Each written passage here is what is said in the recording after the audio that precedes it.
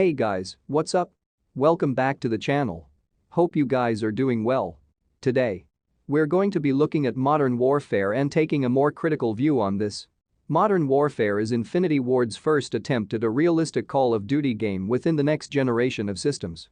It also acts as a reboot for the series, not only in a literal sense with the campaign of that story kind of being retold, but also in the sense that it's meant to take all of the best attributes and properties from the old Modern Warfare series and then bring them into the next generation. So does Call of Duty Modern Warfare in 2019 meet those expectations today? We're going to break all of that and a bunch more down. Now, if you guys are brand new to the channel and you want to see more videos like this, please make sure to go ahead and subscribe, drop a like on the video if you guys wouldn't mind, as well it is absolutely free and helps me out a ton. When organizing how I is going to do this review, I wanted to look at Modern Warfare in a bubble. I didn't want to compare to any other Call of Duty titles in the past, and especially the older Modern Warfare games. But since this is a reboot of Modern Warfare and it takes a lot of the same properties from those of older CoD games, I think it's only right if we do compare some attributes to the older version. You think about what made those older games iconic and classic stick to your memory, right? Some of these titles had weapons, and you'll never forget the Akimbo Model 1887s too, the Barrett 50 cal. These weapons are stuck into your memory for a reason. Modern Warfare succeeds insofar as it has memorable weapons in this game. This surprised me, to be honest, because in past years of Call of Duty titles, all of the weapons seem to feel fake and very forgettable, and while Modern Warfare does has reached tried on a lot of the old fan favorite guns from the past. They are still things that stick into our memory. Not only are the weapons memorable, but they seem to have the same philosophy as what made MW2 popular with its weapons. MW2's take on weapon balancing was essentially if everything's overpowered then nothing's overpowered. Basically every single weapon from MW2 was viable and even somewhat competitive. But there were only a few exceptions of things that you would put yourself at a disadvantage when choosing to run. Pretty much everything else was disgustingly overpowered, but that was okay in MW2 because literally every weapon was just as busted as the next. Potentially the most iconic and memorable weapon for Modern Warfare 2, the Model 1887 Akimbo. When these were pretty passionate, they became easily the single-handedly most broken weapon in culture history, and when we think about it in current day, we look back on the Model 1887 with reverence. We enjoyed feeling incredibly powerful no matter what setup you had ran in MW2, you felt like you were more powerful than everyone else in the lobby, when you realistically still do that everybody else was just as overpowered as you too. It was a good feeling, and currently Modern Warfare does bring that back to some degree. In fact, I'd even go in so far as to say that the 7.25 shotgun that you guys know was completely busted. Infinity Ward news from the beginning, and maybe this was supposed to be essentially Modern Warfare's Model 1887. The difference is the quality landscape has changed dramatically since the days of MW2. Game is now significantly more competitive and players seem to want balance more than anything, and I've argued that an MW2 released in its current form today, it would be deemed one of the most broken Call of Duty titles we have ever seen. Currently Modern Warfare rides that fine line between having a balanced gameplay experience but being and having enough chaos of randomness to still remaining interesting and have multiple strategies viable. The game still does have its standout weapons and some guns that are just a cut above the rest, and there's really no getting around that, but for the most part everything seems viable, giving you a lot more replayability and variety match. Yet another great way to game makes you feel powerful as sights from just the weapons themselves are the great kill streaks.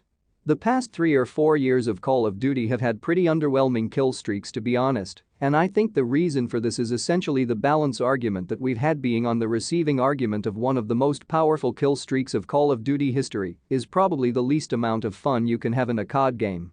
Using them, however, is one of the most satisfying things you can do, and you can think back to days if you'd play the classic Modern Warfare titles had unjust ludicrously overpowered kill streaks. Modern Warfare does good at recapturing this feeling again. The only difference is there really isn't any new kill streaks that we haven't experienced before. The AC-130, the Chopper Gunner, the Juggernaut, even the new car, all rehashes from these older games, which isn't necessarily a bad thing. But it is worth noting that many CoD veterans have already played with all of these streaks in different games.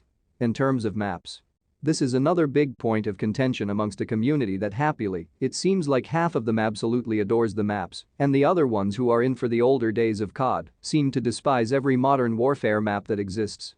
Now, I noticed something interesting when I was comparing the map layouts of current Modern Warfare with some of the older Modern Warfare titles. Most of the maps are not 3-late anymore, before they really weren't in the older games and they're not now, but there is a big difference that I did pick up on.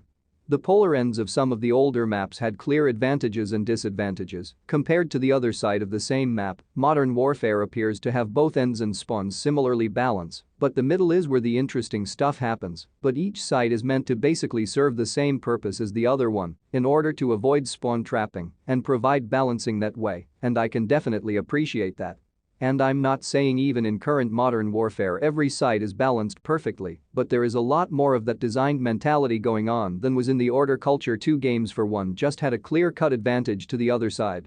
Something the old and new maps do have in common, however, is power positions have finally returned, and in past Cold 30 titles pretty much since Black Ops 2 and on, every map seemed to be 3-lane in there was no more than 2 stories of verticality, and there was also no power positions, which you wanted to hold. Modern Warfare almost negates that entirely. There are places in the map that are going to provide you a significant advantage and lines of sight in order to take down enemies. A lot of these places include one-window towers that you can cover the back door with a claymore or minimizing your vulnerability and giving yourself the most line of sight possible. And of course this inevitably leads a lot of people to play very campy, and I think this is one of the biggest complaints that many people seem to have with the game, is that there are a lot of campers, there's no doubt about that. But that's the trade-off that comes with having asymmetrical and interesting maps. You can't have it both ways. If you want the 3 lanes, very simple map layouts, that maybe people will be a little bit less campy, but the maps are incredibly easy to memorize and there isn't as much dynamic gameplay going on there. If you have these kind of asymmetrical and interesting, more dynamic maps, then you are going to have more campers, and that's just kind of a natural law. I'm okay with this personally, as I prefer the more asymmetrical maps of the ones that are easy to memorize, and that leads pretty nicely into my next critique, which is that despite these maps being a bit more interesting than has recent years' games, the complexity of the gunplay doesn't really fit the max. Let me explain what that means. I feel like despite the basic building block of the gunplay, Modern Warfare, and the attachment systems, all of that is based on realism, I think it's a little bit overly complex for Call of Duty. You notice it immediately once you start looking through the attachments that you can put on the essentially all weapons, that there is a millions variations of the same attachment you can one all, with its own unique advantages and disadvantages, and that ended up itself as a really cool idea. You know, I'm a big fan of being able to customize the gameplay experience to your liking and giving a player the most options possible and making my gameplay more interesting and staying that way, but it's also a Call of Duty game for most of your engagements are not going to be incredibly complex or long-winded. The attachment system in this game is much more properly cut out for something like PUBG or Arma or Leg. For example, in Modern Warfare, there are attachments that can affect your muzzle velocity, effectively making your bullets lower, but because almost all of your engagements in Modern Warfare are going to be within 50 meters, maybe 100, this muzzle velocity doesn't matter in the grand scheme of things.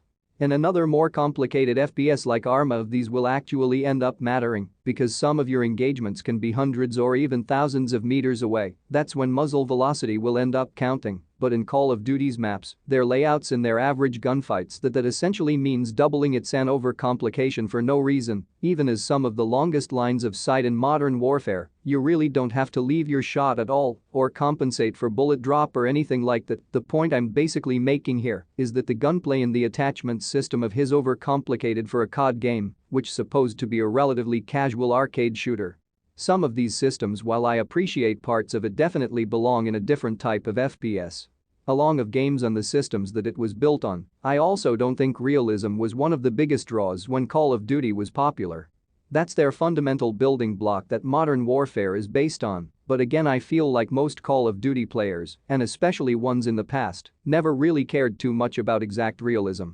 And so I find it fascinating that this is their main gimmick for this year's CoD, when realism was never the biggest reason people played in the past. If you wanted a realistic shooter or a more realistic one, most players went to Battlefield. Company was always a nice casual arcade shooter. A lot of the gameplay in Modern Warfare for me fails and succeeds at the exact same time. It does a lot as far as recapturing what made the original Modern Warfare games so appealing, but I also think that it fails insofar as it's overcomplicated for the type of game that it is. I don't want to spend too much time talking about the microtransaction system in this game because I don't really participated in it too much, but from what I can tell this seems to be the most consumer-friendly iteration of a system that we've seen in pretty much any Call of Duty game ever. We knew loot boxes were supposed to be a thing at some point, and due to community backbust it ends up changing into the court system Modern Warfare has, and I think it works way better. The game does a great job of bringing back a lot of the interesting properties we loved about the older CoD titles, or getting rid of some of the things we didn't like. That's not to say this game is perfect.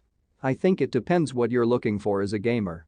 If you're looking for a very solid Call of Duty title, and you've been a fan of previous iterations, are likely to enjoy Modern Warfare. However, with that being said, if you're looking for a more complicated first-person shooter with realistic gunplay mechanics, and you're looking towards Call of Duty for those to fill those needs. Honestly, Modern Warfare doesn't really do it for me in that department. It's a solid CoD game, but I don't play CoD to play with realistic feeling weapons. If you're looking to play as shooter with very complex realistic gunfighting mechanics and that sort of stuff, I honestly don't think Call of Duty is the best in that I regard. This is why people have been saying that Modern Warfare doesn't really feel like a CoD game, is because Modern Warfare seems like it's trying to be too many different games at once.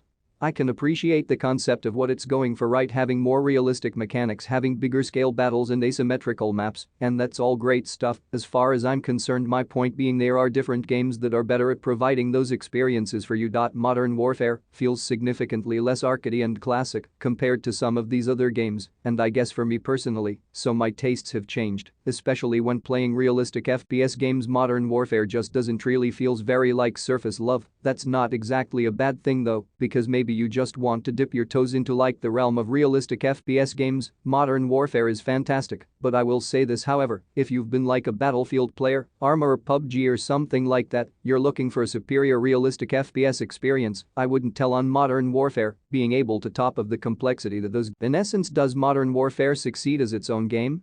Absolutely. You put this game in a vacuum, in a bubble. The gameplay is relatively balanced and fun all at the same time. Absolutely has a certain style and atmosphere that really not many other CoD games have been able to articulate as well as this has.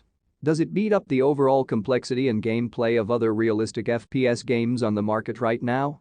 I don't think so.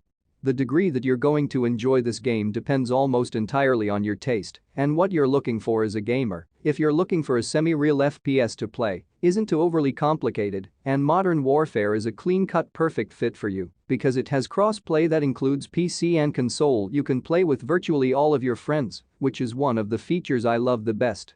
Pretty much every game from here on out is going to need to have this feature if it wants to do well. Modern Warfare is an absolutely great in this aspect. I honestly don't have much to complain about in this game being the only thing that I will say overall. There are plenty of other games on the market that have much more satisfying, challenging and rewarding gunplay than Modern Warfare, but there's nothing that I inherently dislike about the game as well. It's a game that I can jump on every once in a while and have a good amount of fun with it. In the fact that DLC for the entire season is going to be free on this game means that the player base is never going to get split up between content and should always be able to play the zone and have the experiences you want to play at that given time, and I think it does great in that regard. So overall, Modern Warfare does many things has set out to do really well. Is it the Jesus of FPS games and realistic shooters? No, there are fundamental problems and issues with the core gameplay, which I'm not going to nitpick in this video. I just wanted to give a general overall review of this game. Let you guys know what I think about it. Maybe some of you who are thinking about purchasing it, if you wanted to hear my opinions, that's essentially what I think about it. Let me know in the comments section what you guys think about Modern Warfare. Drop a like if you enjoyed the video and subscribe if you are brand new right here, of course, but hope you guys have a fantastic day and I'll see you guys in the next video. Take it easy and peace out.